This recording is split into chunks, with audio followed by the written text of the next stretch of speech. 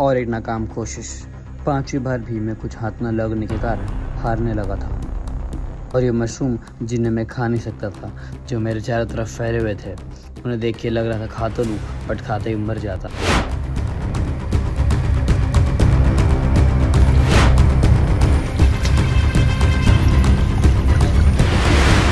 मैं मुंबई की उस बस्तियों के बीच हूँ जिसे बहुत कम लोग नहीं देखा है, और आज मैं यहाँ पर अकेला सफ़र करने वाला हूँ, देखने वाला हूँ मुझे क्या क्या चीज़ें मिलने वाली है।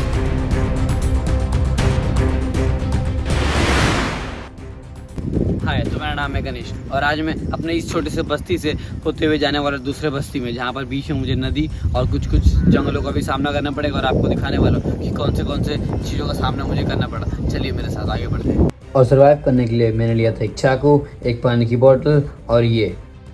तो पहला रास्ता ये मिलता है जो इस ब्रिज से मुझे दूसरे बस्ती से कनेक्ट करेगा, वो ये रास्ता है। हाल ही में यहाँ बहुत ही बारिश हुई थी, इसलिए पानी का रंग बहुत गंदा हो चुका था। तो इसे देखिए, ये देखने में तो बहुत छोटा था, बट अगर मैं इसे खाता तो बच नहीं पाता, बहुत जहरीला था ये।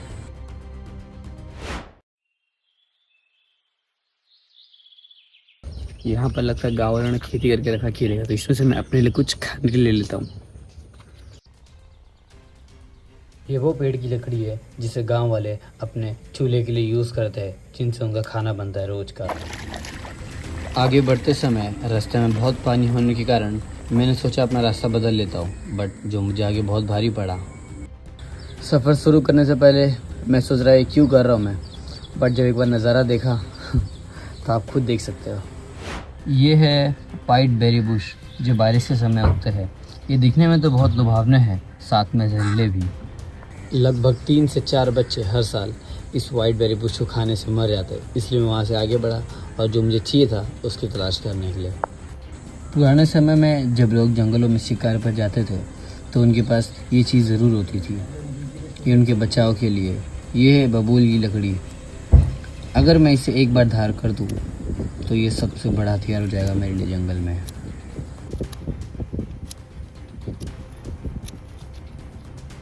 ये मेरा पहला वीडियो है किसी जगह को एक्सप्लोर करने का। अगर आप चाहते हो मैं कोई स्पेसिफिक जगह एक्सप्लोर करूँ तो मुझे कमेंट में बताओ। कीचड़ में रहने वाले कीड़े होते हैं जिनको हम पकड़ तो सकते हैं, बट अभी बहुत अंदर है तो उसको पकड़ना बहुत मुश्किल होगा हमारे लिए, तो इसलिए जल्दी से मुझे कुछ और खाने के लिए ढूंढना पड़ेगा। कोशिश कर लेता हूँ मैं, अगर कुछ मिल जाए तो।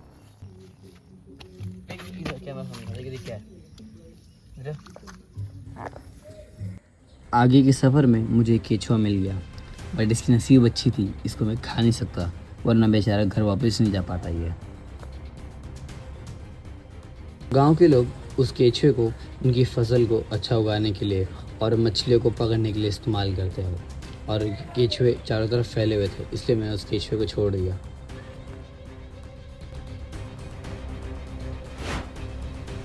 जैसे जैसे मैं नज़दीक पहुंच रहा था, मुश्किलें बढ़ती जा रही थी। मेरे पास कोई चारा भी नहीं था आगे बढ़ने के अलावा। इससे अच्छा तो मैं घर बैठ के रील्स देखता और दूसरों के वीडियोस को क्रिंज बोलता। जैसे जैसे मैं आगे बढ़ रहा था वैसे वैसे नज़ारा और खूबसूरत होता जा रहा था, जैसे आप देख सकते हो। इसलिए मैंने सोचा है कि तो आगे से और भी जगह को एक्सप्लोर करूँगा मैं। अगर आप में से भी कोई मेरे साथ जुड़ना चाहता है तो आप कमेंट में बताना मुझे नेक्स्ट वीडियो के लिए। लगभग आधा रास्ता पहुंचने के बाद 1 घंटे बीत चुके थे। अभी आगे का सफ़र मुझे 1 घंटे में पूरा करना था। इतना शांत पानी लग रहा है, कलर भी इसका ज़्यादा पूरा एकदम मट्टी वाला कलर है, बट एक्चुअली में देखा जाए तो बहुत बहुत गहरा है। अगर अंदर से मैं इसमें जाऊँगा तो मैं बिल्कुल डूब जाऊँगा और वापस आ नहीं पाऊँगा, तो इससे अच्छा मैं इसे यहीं छोड़ के आगे बढ़ता हूँ। मैंने सोचा इसमें छलांग लगा लूँ, बट याद आया मैंने तो अभी करियर चालू भी नहीं किया है। असली मुसीबत तो इन चट्टानों को पार करने के बाद आने वाली थी, क्योंकि अभी तक मैं सिर्फ खुले मैदान में सफ़र कर रहा था, और जैसे इन चट्टानों को पार करूँगा सिर्फ और सिर्फ जंगल।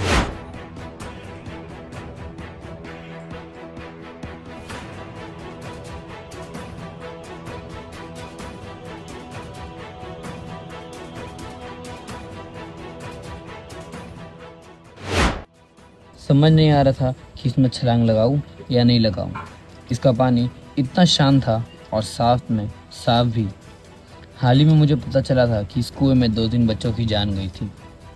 अगर आप यहाँ होते तो क्या आप इसमें छलांग लगाते? ऐसी जगहों में आपको किसी भी चीज़ों को जल्दी हाथ नहीं लगाना चाहिए, जैसे मैं कर रहा हूँ।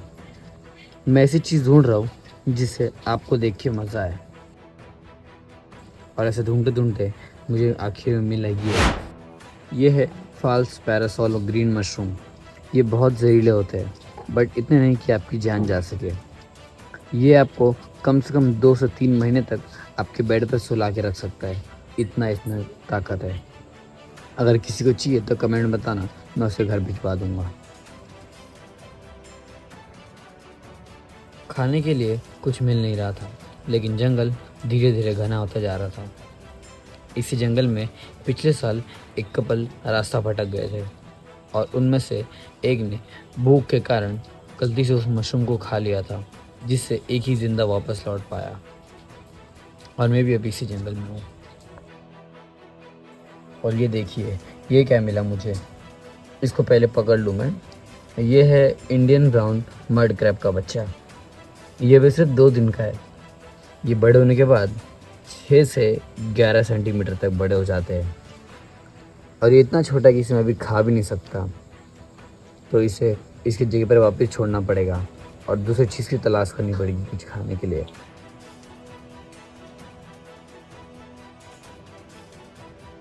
मेरा पानी पूरी तरह ख़त्म हो चुका था, लेकिन ज्ञान देना बचा था। तब तक मुझे मिला ये है पीक ट्री के पत्ते, जो एक इंसान के हाथों से भी बड़े होते हैं। ये ज़्यादातर इंडिया और थाईलैंड में पाए जाते हैं।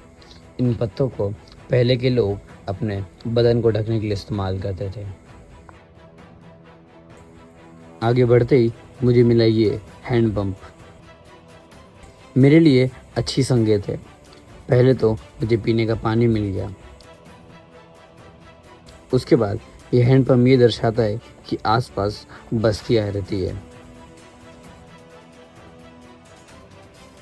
लेकिन दिक्कत की बात तो ये है कि दुनिया में इतनी सारी चीज़ें करने के लिए, और आप घर बैठे फ़ोन चला रहे हो, तो क्यों ना मुझे ज्वाइन कर लो। बचपन से मैं बेयर ग्रिल्स की वीडियो देखता आ रहा हूँ, तो उनसे बहुत सारी चीज़ें सीखी थी मैंने, और जो चीज़ सीखता आ रहा था उसको इस्तेमाल करने का ही सही समय था। जैसे कि मैंने इन पीक ट्री के पत्तों को तोड़ा और इसे धोया, और ये मुझे खेकड़ा मिला जो मरा हुआ था। पहले के लोग इस पत्ते को इस तरह गोल घुमाकर इसमें एक तरफ से सूखी लकड़ी फंसा देते थे,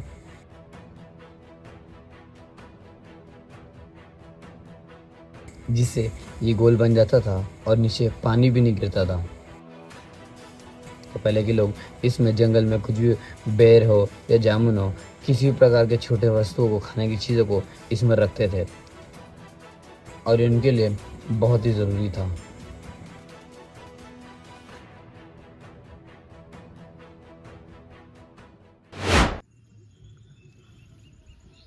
बहुत भूख लगी थी, बहुत थक चुका था मैं गाइस। तो जो मैंने पेड़ से तोड़ा था वो मैं खा रहा हूँ अभी।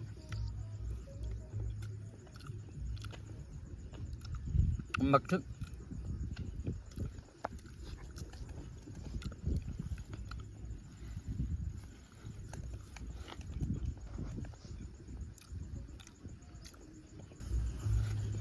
दो घंटे के बाद खाने मिला है।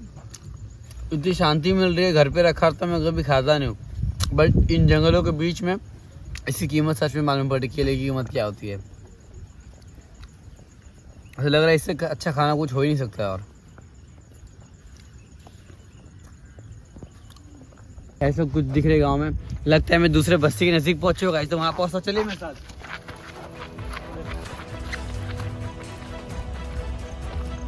दो घंटे के बाद मुझे लग रहा है बस्ती में पहुंच चुका। आप देख सकते हो वहाँ पर कुछ लोग दिख रहे हैं मुझे। तो गाइस सच में सफ़र बहुत ही एडवेंचरस था। मैं आपको क्या बताऊँ। आप देख सकते हो यहाँ पर लोग हैं, और मैं आता हूँ उनके सामने, मिलता हूँ, उनसे बातें करता हूँ। घर बैठकर वीडियो देखना और रियल लाइफ एक्सपीरियंस करना, सच में दोनों में बहुत बड़ा अंतर होता है। ये भले ही छोटा सफ़र था बट मेरे लिए यादगार। मैं यकीन से कहता हूँ कि आपको भी यहाँ आने का मन करेगा। इस वीडियो को लाइक एंड सब्सक्राइब करना और अपने उस दोस्त को शेयर करना जिसके साथ आप यहाँ आना चाहते हो। एंड मिलते हैं अगले वीडियो में। Thanks for watching.